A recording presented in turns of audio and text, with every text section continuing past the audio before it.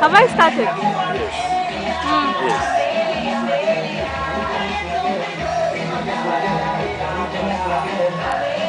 So this is an example of a jet engine.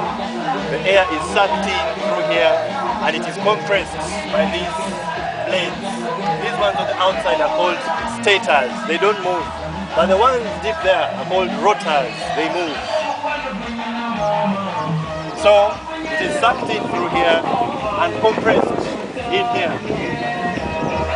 Then some fuel is injected into the compressed air and it explodes and it emits hot fumes through the exhaust.